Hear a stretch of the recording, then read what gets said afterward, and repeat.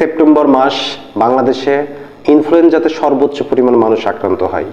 তাই আসুন ইনফ্লুয়েঞ্জাকে প্রতিরোধ করি। আসসালামু আলাইকুম। আজকে একটি গুরুত্বপূর্ণ তথ্য নিয়ে আপনাদের সামনে উপস্থিত হয়েছি।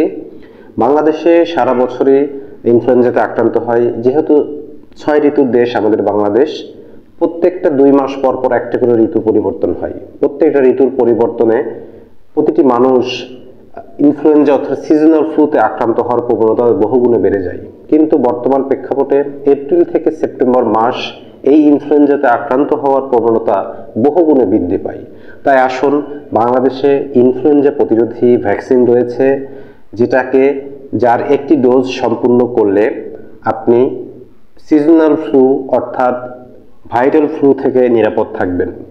মনে রাখবেন, যেহেতু প্রতিরোধ ব্যবস্থা আমাদের দেশে রয়েছে, তাই আসুন অবহেলা না করে আপনার পরিবারের যে সকল পেশেন্ট অ্যাজমা, সিওপিডি, ক্রনিক ডিজিজে আক্রান্ত, ডায়াবেটিক্সে আক্রান্ত, লিভারের জটিলতায় আক্রান্ত, কার্ডিয়াক যে সকল রোগী রয়েছে, যাদের হার্টের অনেক ধরনের প্রবলেম রয়েছে, যারা কোভিড পরবর্তী বিভিন্ন সমস্যার সম্মুখীন হচ্ছেন, তাদের উচিত এই ইনফ্লুয়েঞ্জা প্রতিরোধী টিকার ডোজ সম্পূর্ণ করা।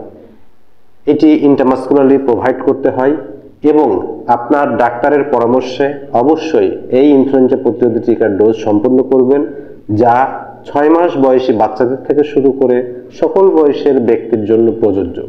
তাই আসুন অবহেলা না করে সঠিক সময়ে সঠিক সিদ্ধান্ত গ্রহণ করি এবং ইনফ্লুয়েঞ্জা প্রতিরোধী ভ্যাকসিনের ডোজ সম্পূর্ণ করি, ইনফ্লুয়েঞ্জা প্রতিরোধ করি।